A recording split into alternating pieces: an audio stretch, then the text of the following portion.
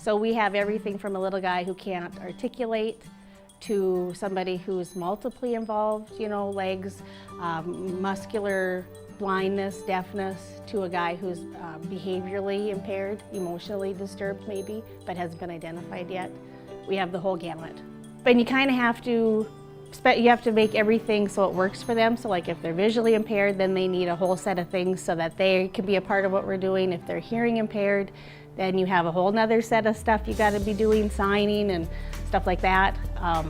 Behavior kids, you got to have a whole plan for keeping them somewhat, you know, with the group and in line. So it's, yeah, you're doing a bunch of different things at the same time. And kind of easy going, like you can't get bent out of shape too easy. You got to kind of just go with the flow, and if something isn't working for somebody, kind of just off the cuff be able to say, let's do this, or have him go ride bike and burn some energy. Just something, you got to be ready to just kind of go with the flow. You can't really get set, if that makes sense. And see, regular ed, then they have a whole nother set of stuff they're trying to get done. They have a curriculum and standards and things they got to do.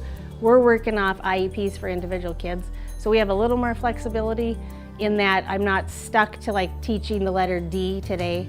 We might be working on, somebody's working on counting, somebody's working on S blends, somebody's working on just sitting in a spot for 3 minutes. You know, we're doing all that at the same time. Yeah, I had just a basic elementary degree, K to 8, and then I got a job teaching special ed. And to teach preschool, you don't have to have a master's or any kind of degree. You can start teaching it and then work on a credential is what they have. And so UND at the time offered a rural program, so that's what I did. And I came into Minot and took classes. Now Minot State offers classes, and you can do just the partial program to get your certificate, which is what I did, or you can keep going and get your master's. And then if you had your master's, you'd be over and you'd be making more than just a regular elementary teacher. And then as you get graduate hours, you move over, they call them lanes. Yeah, early childhood, there's a lot of openings all the time doing the early childhood part of it. I know there's an autism or like a resource type room. Those are hard to fill. They offer a degree in a wide variety. They're called a specialist, and they can do LD, they can do MR, they can do a wide variety of things. So a lot of rural schools are looking to hire those people.